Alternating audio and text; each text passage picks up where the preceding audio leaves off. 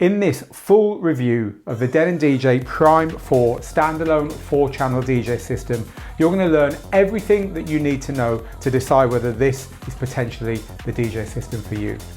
If you find this useful, please do subscribe to the channel and click the notification bell so we can let you know when we make more videos like this. And of course, we'd love to hear your comments and like and share if you enjoy it. This is the Denon DJ Prime 4 system.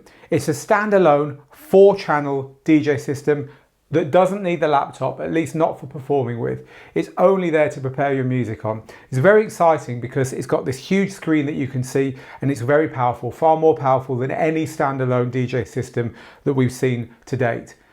It kind of represents full circle for DJ stuff because in the beginning, laptops arrived and kind of wiped the floor with everything that had come before them. Well, now the laptop isn't needed anymore because the DJ systems themselves have fought back and they've got computers in them that are approaching the power in one of these things. What does that mean for a DJ? It means you don't need to take the laptop into the DJ booth with you to do all the cool stuff that the very best software and controller systems can do, in theory. But how does it pan out in practice? Well, we've had a few days to play with the Denon DJ Prime 4 in our studio. It's been a long time coming. This is a digital DJ tips review of this unit. You're going to learn here whether this is for you, whether you're a mobile DJ or a club DJ or a hobby DJ. You're going to learn what we think are the good points about it and the points that are not so good at launch. And for $16.99, you're going to learn whether this is a good purchase against other systems that are out there right now. So to start with, I'm going to talk you around the unit very quickly. Then we're going to dive in and look in more detail by playing some music at some of the features in here. And then we're going to go and look at the software, because without the software to prepare your music, you're kind of not getting the full story with this. So it's important to understand what that software is and how it works. Also how it integrates with other software packages, because as you're going to find out, that's one of the strengths of it. Denon DJ is trying to make this kind of universal, so whatever you're used to using, you can bring it with you to the Prime 4 and to the Prime ecosystem. Okay, let's get started. So this is really nicely built. There's no sense of this being plastic or creaky. It's solid, it's got great big feet on it. It's got nice finishes in various brushed and shiny surfaces. It just feels like high quality. It's immediately got that Denon DJ look about it with these green and blue light effects, although I'm going to show you how easy it is to change those to something that might suit you later on. Overall, it just feels professional. It just feels like you could be DJing anywhere on this and not feel like you'd brought your controller along. So that's a really good start. It's got a nice weight to it. The screen, of course, is the centerpiece of this. Folds flat like that, and actually you can put a cover over it, which is really nice. That fits snugly, but nonetheless, the screen does stick out. You're going to want to buy a case for this if you're moving the unit around, because otherwise there's a real risk of knocking this and damaging it. Now, we thought this might be a little bit flimsy, but actually the stand at the back here does a really good job. Trying to undo it without looking at it. There we go. That does a really good job of letting you put it at whatever level you want in order to see it properly, which was always one of the things that I didn't like about the iPad systems, where they put a slot in the back and you could put your iPad in there, because it always held it at one particular level. So here it's good, you can adjust it to where you want it. So this screen, it's really nice. It's solid, it's glass like an iPad. You can pinch waveforms and get things moving around in a really smooth way. It just feels good. It feels like a step up from screens on DJ gear up to now. We're gonna have a closer look at that in a bit, but it's cool. Touring around the system then, let's start up here. It's really good for mobile and event DJs, as most Denon gear in the past has been. It's always been one of the niches they've made sure to service well. So there are 2 microphone channels here. Both of them have got independent on-offs, levels, low and high and mid on one of them, EQs. There's an echo which you can switch independently from one to the other, although you have only one echo setting for the mics. Really pretty comprehensive. Plugging in around the back there. I'll take you around the back in a minute. So there's also a talk over button there, and a lot of the things here can be adjusted in the settings, which we'll show you when we get into the settings later on in this review. So the effects units left and right here, they're identical. Let's have a little look at this one here now. I'll demo this later, but this has got really nice built-in displays. These are similar to effects units you find on DJ controllers. So this is one of the two identical decks. The only thing different on the decks is that the buttons here select between decks 1 and 3 on the left hand side and decks 2 and 4 on the right hand side. We've got the Digital DJ Tips logo in here. You can put any logo you want in there. You can also display track artwork. That's really nice. So the deck itself is laid out in a way which would be very familiar to anyone used to using decks on most DJ gear. You've got the manual and auto looping in and out here. There's slip mode, there's a vinyl mode. The jog wheels are a lot smaller than on the Denon DJ standalone gear, the SC5000 and the motorized SC5000M. In a controller this big, I think they could have got away with having these jog wheels an inch bigger. That said, they feel really nice in use, and again, we're going to demo that in a minute for you. So, track movement here. The buttons are hard plastic. They're, to me, better than having rubberized buttons. I think that's the way most people are going now. They're very quick, they're very snappy to use. The performance pads down here are nice. Again, we're going to demo them later. Beat gridding is a good thing to have here. Really nice, big, long pitch control. I'll show you how good the key lock is on that later on as well. This is the central mixer section, 4 channels as you would expect. They're all independently available for external stuff around the back as well. So you can control 4 channels on your unit, but you can also plug 4 different things in as well. And that switches along the front here. They have sweep effects. This is the same as color effects on Pioneer gear. So you can set different effects for the channels, although one effect will go on all the channels. So as well as that, nice big metering up there that you can see going up and down. The blue is bad on Denon gear. Rounds off a really nice mixer. At the top here is the control for moving up and down through your library, loading tracks, and also moving backwards and forwards through stuff you've done on the screen. Up here on the right is one of the standout features of this unit for mobile DJs, because this is called the zone output, and it allows you to play some music in a different zone to the main dance floor. The way it works is you plug something else in the back, a lead going off to another room or whatever. You could even buy wireless systems so that you wouldn't have to wire it into another room. But basically you plug an output from here into a sound system somewhere else, and then you can press the zone button and take over channel 4 of the mixer, and from that channel you can play a playlist that you choose that is completely separate to what you're playing in the main room, which is really nice. So there's a zone output there which we haven't seen on any controller before, to my knowledge anyway. So the only other thing I think I've missed out here is the beat gridding. There's beat gridding sections that let you adjust beat grids on the fly. You can't change the BPM of the song on the fly, and I haven't seen a tap button anywhere in our investigations, which is quite common on DJ systems, that lets you tap in the BPM if it hasn't guessed them. There doesn't seem to be a way of doing that, but once the beat grid has been decided by the system, at least BPM wise, you can shift the grid around there. We'll show you more about that in a bit. Let's have a look at the front of the unit. So this is pretty sparse. You've got your headphones, as usual nowadays, 1/4 and an 1/8 inch in and out for the headphones. You've got your selectors for whether you want to use the internal or the USB or SD or internal hard drive. We're going to talk to you about that in a bit, or the external line inputs for all 4 channels here. You've got fader start, which is a mobile DJ friendly feature. Some DJs like the track to start when they push the fader up so they don't have to press the play button.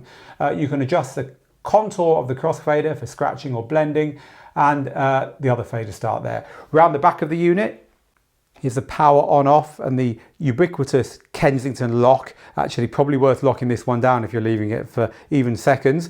This is the power input. The transformer's built in, so there's no pesky external transformer, which is nice. Here's various USB inputs which allow you to do things like get music on and manage the internal hard drive. We'll tell you about the internal hard drive in a little bit, but that all happens from there. This link also lets you get some really cool stuff plugged in this case, lighting. This is the proprietary lighting link cable input, and then you can plug this into Sound Switch or Resolume in order to control external visuals.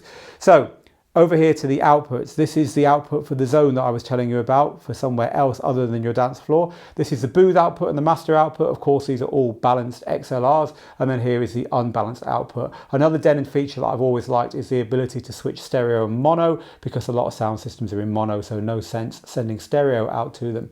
So the line inputs are here. 2 of them are switchable to phono for all 4 channels, and the microphone inputs are here. Unsurprisingly, they are Omni inputs, so you can use jacks or XLRs to plug your microphones in. So I've talked a bit about the music and where it comes from on this. Up here at the top is where you plug in your SD card, which I've got my whole collection on a really big SD card there plugged in, or there's 2 USBs. So there's plenty of ways of getting music into the system. You don't have to have done anything with the music. You can just put stuff onto a CD, onto a USB or an SD drive and plug it in and it will work. But as we're going to find out, it's better to use the software to analyze it first. That said, the processor in this is so powerful, it does a really good job of getting to grips with anything you put in pretty quickly. Now, underneath the unit is a hard drive slot. This is really cool. There's no hard drive supplied with it, but you can put up to a 1 terabyte hard drive officially. Unofficially, 2 or 4 terabytes work fine into this unit, and you can keep all of your music on it. Plug your laptop in to manage it, nothing else. Unplug your laptop again, and this can literally have everything you've got on it at all times. So that makes it a standalone in the true sense of the word. It could literally be your whole musical life, one unit. I mean, you could have this in your living room controlling your music. Be pretty cool, wouldn't it? So that's how music gets into the system. So now we've got the music into the system, how are we going to get it onto the decks and out of the speakers? Well, the rest of this review, apart from the very end when we're going to go and look at the software, which is crucially important, is about just that. It's about getting the music loaded. I'll show you how it plays. I'll show you how it all works. I'll show you the effects. I'll show you the pads and the transport controls and the pitch and all that kind of stuff. So, well, we've got to get some tracks onto the decks to start with, haven't we? So let's look at how that happens. So when you tap the library tab on the screen here, it's a touch screen.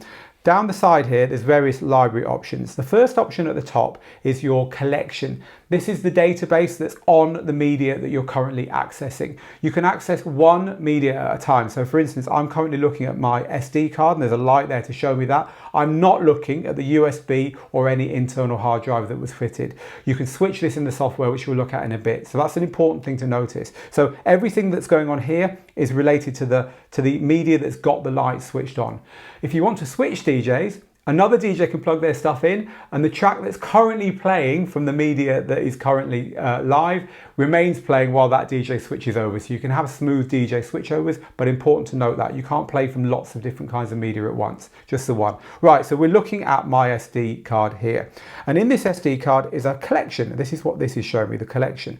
Within that collection are crates. I've got some of Joey's music and some of Steve's music in here as 2 separate crates. It's nice because you can keep whole chunks of music, whole sections of music, you know, someone else's stuff or stuff that I'd never play in the club, only at home. You can keep them in big crates, and that's what crates means. The next one down is playlists. So in playlists, we can create a playlist by hitting here, giving it a name. You can see the keyboard comes up, so I'll just call this my list. And then hitting create, I now have a new playlist here which I can add tracks to. I'll show you how to do that in a bit.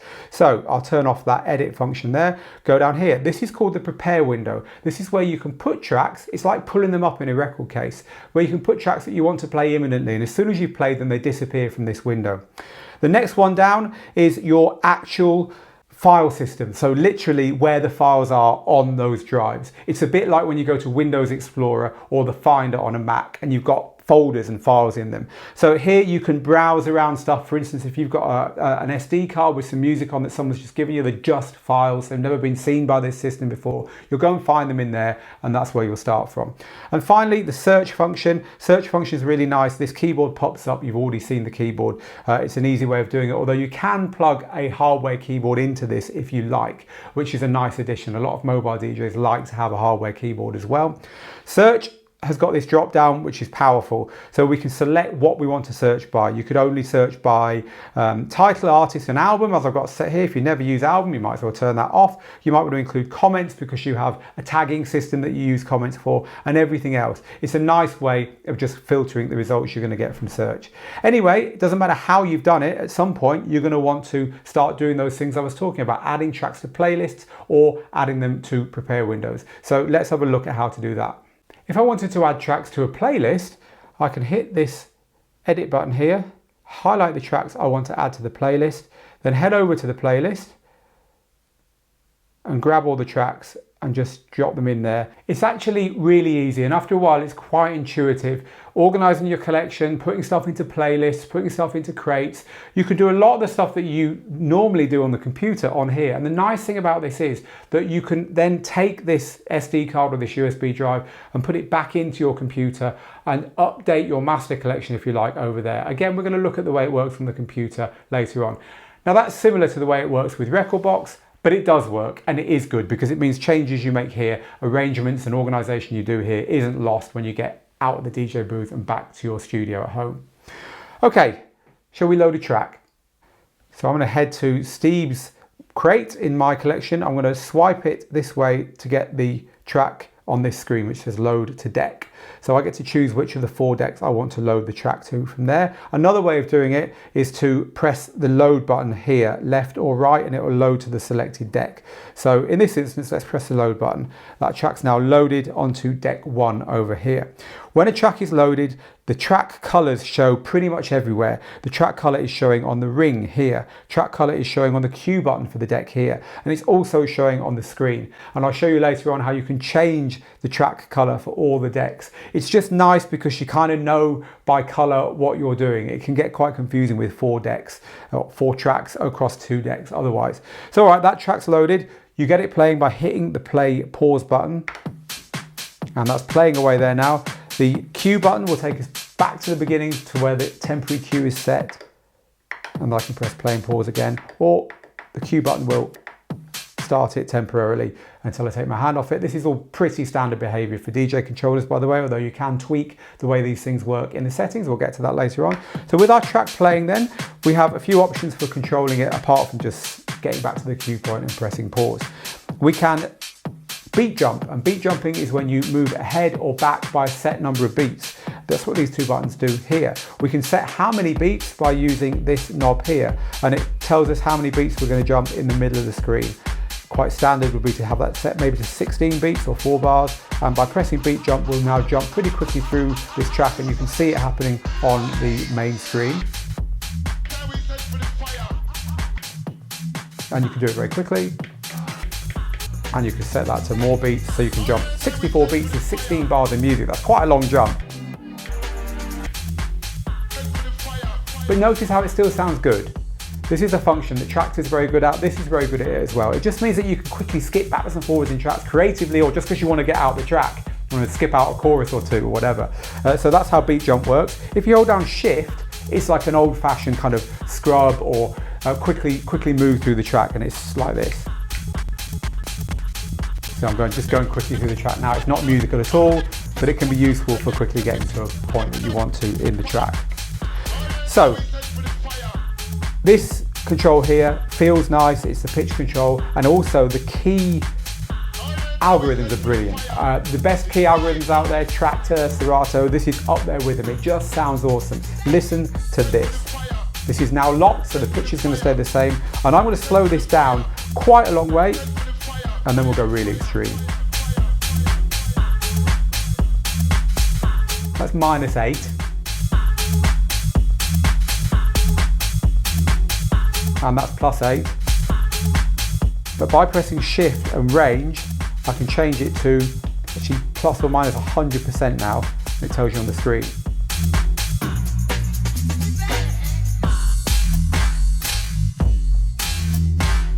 -60%.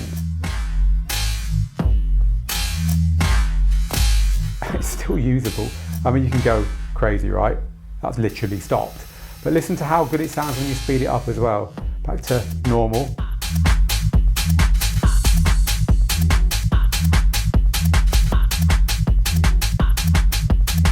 We're already 40% faster. It's a really nice algorithm. You'd very, very rarely want to do anything like that to a track, but the point is you're not pushing it very hard when you do lock the key and move it within normal parameters. Really nice, we were impressed by that. So other things around here, the looping works like this. Hit loop, adjust left or right, it tells you how big the loop you've got going is here. There's a 2-beat loop. There's a 4-beat loop. Very standard stuff. You can loop manually by using these buttons here. There's a manual start manual stop, and it's looped that there. In the settings, you can tell it to snap to the nearest beats so that even your manual loops sound really good. The slip mode works really well on these controllers. Let's skip back to the beginning so I've got more time to show you. In fact, I'm going to use that button to skip back to the beginning. The slip mode lets the track you're currently playing carry on playing while you do something clever. So I'll turn it on. Let's say my clever thing involves just a little bit of baby scratching. As soon as I stop doing that, the track carries on from where it was. And you can see that by looking at the screen. So I've stopped the track, but you see that the waveform continues playing here. When I start the track playing again, it'll jump to where it is on this grayed out waveform.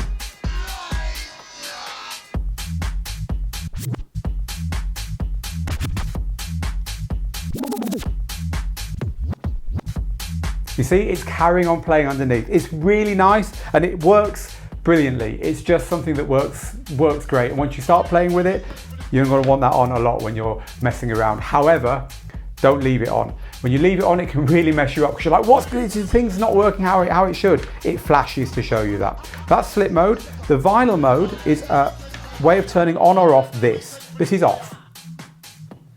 You see how it's just slowing that down? For nudging, use that for beat mixing and speeding it up. If I turn that on, the top of the jog wheel scratches, but the edge continues to do this. This is again standard stuff on controllers. It's well implemented here. The jog wheels feel a little bit small, but apart from that, they're right. They're the right weight, they're responsive, they're good. I don't find them a problem at all. I just think on a unit this big, they could have been a bit bigger, as I might have mentioned earlier. So that's the jog wheels, that's the key lock and the pitch.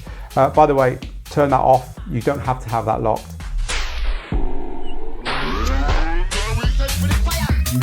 That's what it sounds like without that locked. And the other controls around here. Let's have a look at the pads. First, I'm going to head back to the library, get another track loaded. Let's load this one up here. For the hell of it, we'll put it onto deck 3. And so you can see that unlike deck 1, which is blue, deck 3 is set to green. Everything goes green. This loop here goes green. The load button goes green. There's a green flash up there. It's really nice. So with this track loaded onto deck 3, here's our deck 3. Let's have a little peek at how these work. So the long and short of it is you've got most of the stuff on here that you get on DJ controllers with the notable exception of a sampler. There's no sampler on here at all. But let's have a look through them. So hot cues are selected by pressing the first button, and you can set cues pretty much as you do on all DJ gear by just pressing a hot cue button like this. There's a hot cue set, and I'm jumping back to it now. You delete it by pressing shift from hot cue and it goes away. So that's how you set a hot cue. My one there is set right at the start of the track. Very standard for DJs to set a hot cue at the start of a track. So that's how the hot cues work. Over to the loop function. So looping is pretty cool on here. So I'll take a bit of time explaining how it works. We've had a look quickly at the standard looping, top left, and it is standard. It's just like on Pioneer gear. This is nowadays pretty much how looping works on most stuff. But down here they do it a bit differently. So for instance, if I want to set a loop on one of these pads, I can set the loop starting by pressing the pad like this. And when I want to stop it, press it again, and it'll automatically loop that section for me. And I can turn it off by just pressing it one more time. That loop's now off, but I can get back to it anytime I want. That loop's now on again. So I can turn it off again by pressing it like that. That's pretty cool, right? I can do a shorter one. Let's do another loop here. That's just a 2-beat loop. I can get out of that one. And I can get back to the first one by pressing there. So these are pretty good, but also let's just skip on in the track a little bit to something a bit more musical.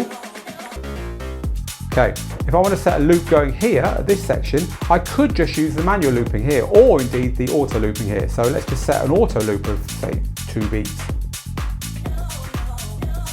There's a loop. I think that sounds pretty cool. I want to use that again. I can just touch a loop button as long as I've got looping set here. That is now saved there, just in the same way I showed you earlier. And then I can get out of it, go away, but it says there for me to come back to, along with the 2 I did before that. And you'll notice that the colours on the screen correspond with the colour of the loop on here as well. Everything's colour coded nicely on this unit. And there's my first one. So looping's pretty cool on there. So the second kind of looping we've got is called auto loop on here. On most DJ controllers, it's kind of the main one, but anyway, it's got a secondary function on this button. To get to it, you press the button again, this all goes green. So auto loop gives you easiest way to demonstrate it, let's just touch that button there. That's now giving us a 2-beat loop. It says 2 in the middle there. It's looping 2 beats. If I want to halve that, I press the one to the left. Halve it again. Again. Turn it off. You've heard that, right? And it works the same in the other direction. So if I want to double it, go up to 4 beats, 8 beats, and so on, up to 32 there. So the next type of looping is an expressive type. Again, it's kind of like the one we just looked at, but even easier to use and even easier to get good results from.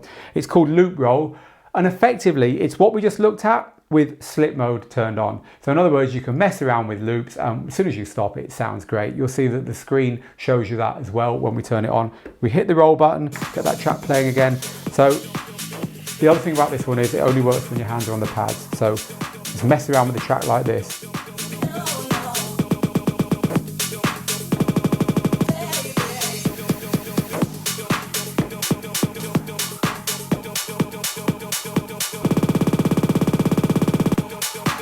And so on. So again, this is doing a set of rolls, but also the slip mode is working underneath. You can see it on the screen. That slip mode is showing you where you're going to be when you take your hand off the button. I'm going to be in the middle of the breakdown. Slicer works exactly as it works on other DJ gear. I'm going to admit right at the beginning here, I find Slicer to be something that is a little bit enigmatic to me. What it does is take a chunk of the music that's currently playing and divides it up into sections which you can then manipulate on the screen here. I just can't get it sounding particularly good on the kind of music I play. Anyway, it works exactly as you will have seen it on other DJ gear. This is showing me the chunks of the track that's currently playing, and I can slice them up, hence the name.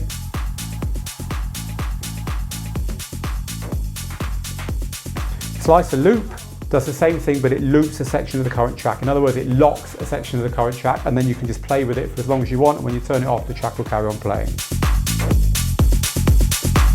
As I say, I'm not going to pretend that that's my favourite function. It's there for you slicer heads. That's the pads. So just quickly before we move on to effects, let's look at the beat gridding, because of course loops, effects, they all need a really good tight beat grid to work on this kind of system. So I'm going to just get out that slicer mode there and go back to the beginning of the track and hit the beat grid button. Hold that edit grid button until it starts flashing. So on the screen here I can see the grid, and I can shift the grid to just line it up with the beats using the jog wheel. And when you're happy with it, that's cool. Another thing you can do is use these buttons here to move the bars up and down on your track if they're not lined up properly. So that's the first beat of the bar is now there. The first beat of the bar is now there. It's now there. This is the first beat of the whole track, and that is correct. And one final thing you can do down here is double or half the complete BPM, because if it gets it wrong, it normally gets it wrong in that way. It'll guess it twice the speed it is or half the speed it is. And again, by holding shift down, shift here, and pressing these buttons, you can do that. So that's your beat gridding. Right, let's move on and look at these awesome effects engines. So let's switch over to effects engine number 2. I'm going to go to deck 4. I've got a track I think will be good to show the effects off to you on. Now, to get the effects engine working on channel 4, I've got to press effects at the top there to the correct engine, FX2 and the number 2. 1 would give me number 1. You can't have them both on together. So effects engine 2 on, start the track playing, and I'll talk you through how it works. So above each of these knobs, you have this lovely little screen, which is really nice. It's what you need right there. So by turning the effects engine on, the effect will start, but in order to really hear it, we need to turn the wet dry all the way up. And now you can hear a flanger effect, which is going around every half beat, which is what this half beat means here. If I want to make the flanger go over a longer period of time, I can use these buttons here to increase the number of beats that that flanger is working across. Now, various other parameters will come on or off depending upon the effect that you've got set. So in this particular effect, we've got another parameter called frequency. It's quite a common one, quite a good one. So let me show you how this works. Frequency will decide what part of the spectrum of music from very low to very high is being affected. So at the moment it's the whole track, but for instance, if I turn it clockwise, you can hear how the bass line is now not flanging. I can get just the hi-hats, which sounds quite nice. Any fans of 80s progressive house will know that one because it was pretty popular back then. So this is a nice control. We can do the same by only affecting the bass frequencies, for instance. So there's quite a few effects here. When you switch to a new one, it turns the effects off down here. You have to turn it on again. So this is a filter LFO. It's a filter that will cycle to the number of beats we've got set here. You can use resonance. I get it down to 4 beats, so it's going around a bit more frequently. You can use the resonance control to decide how deeply it filters.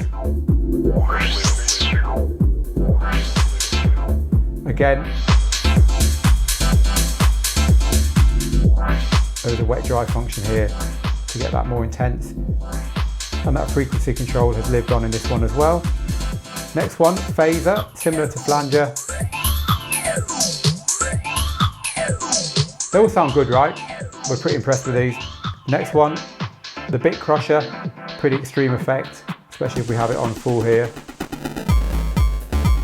It's that electronic kind of industrial feel to it.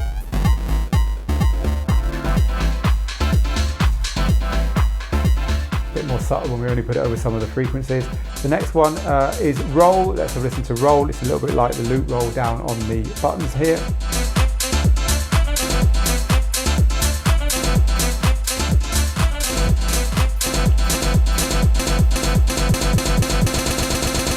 It's alright, I don't know why you wouldn't just use the buttons for that personally. You get more control down there, but that's loop roll.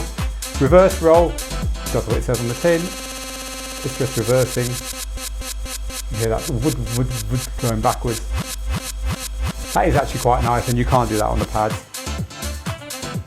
Beat break is pretty cool. What this does is chop up the beats that are currently playing, like cutting in and out to a set pattern. It's a bit like the gate, but it's a programmed gate. And there's lots of patterns you can play on. So let's put this on full and kick it in. And I want to jump to a part of the track that isn't the break, because there's no beats in the break to chop up. So let's go back to near the beginning. By the way, you press pause, touch the waveform, it'll jump in the track for you. And start that playing again. So you've got to tap this one in bang on the beat for it to work, or if it's chopping up kind of space and it sounds a bit messy. So let's do that. You hear how that's chopped the beat up? If I turn that down, that's what it sounds like normally.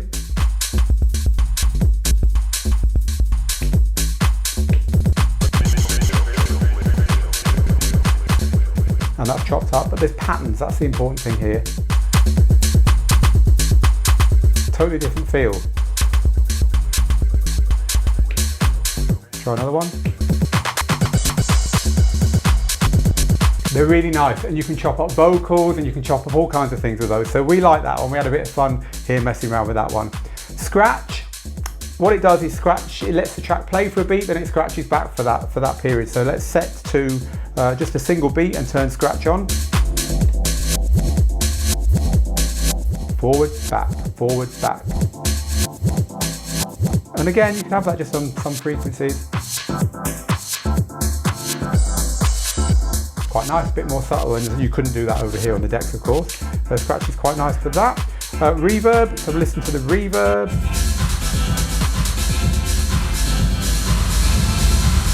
Very big reverb there. There's an echo, which does what it says on the tin. By the way, these are all post fader effects. So let's just get that echo on.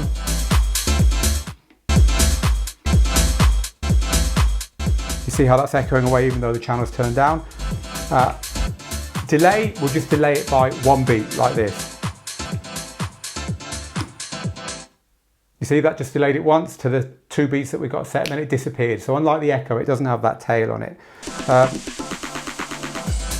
Hall echo is just a big messy echo. If I turn it on and turn the channel off so you can hear what it sounds like. It's got that big hall kind of fits like an echo plus a reverb kind of thing.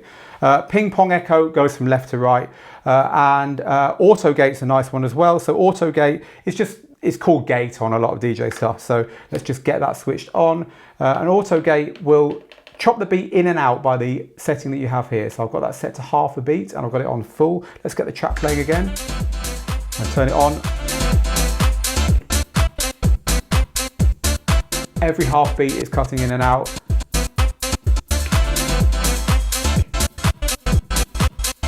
And you can set it to 1 beat if you want.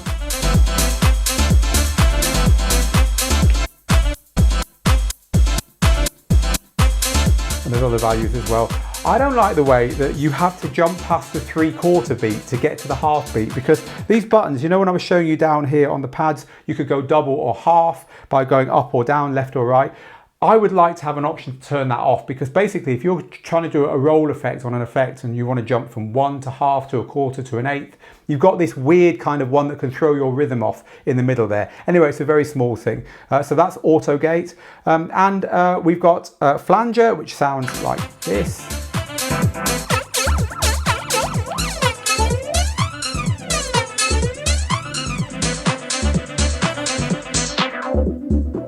That's the filter LFO. And we're back to the phaser effect at the beginning.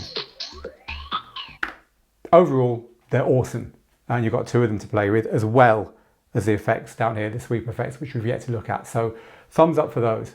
So let's have a look at some of the features of the mixer. It's pretty standard what you got here. Get a track playing on another deck there. So let's look at the sweep effects. Before we do, I just want to point out for all you split Q fans, one thing in one headphone, one in the other. Hooray, you've got the button. You don't often get that on all in one unit. So the sweep effects, you've got 4 of them. Filter.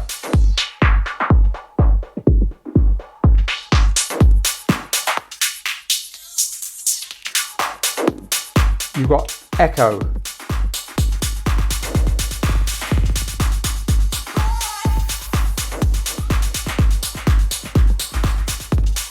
Wash.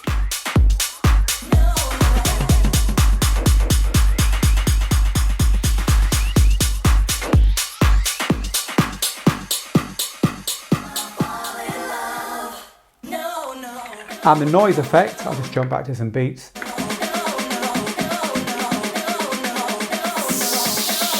I'm sure you've heard this in many an EDM set. The interesting thing about the noise effect is that it works even with the track stopped. It adds something in over the top. They all do that, or most of them do anyway, but just if you've never seen that before. The others don't. The others, there's nothing going on when the track isn't playing, but noise, there is. Now, if all that wasn't enough, you can really get under the hood of this thing on the screen and in the screen settings. So let's have a look at that. So apart from the pinch gestures and the loading like this and stuff, which I've already shown you, which is really wonderful, you get a whole load of extra things on here which allow you to customize a lot of the stuff we've seen. By holding down the view button, we get these 4 big screens. So one of them is record. You can see that I'm recording everything I'm doing here so that we can use it in the final video. And this is nice, you can record to anything that you've got plugged into the unit. Another thing is the source. So these are the easy ones I'm showing you first. This is just the source mode of the music that's currently playing. You can switch to different sources. If I had more than 2 things plugged in, they'd all show here.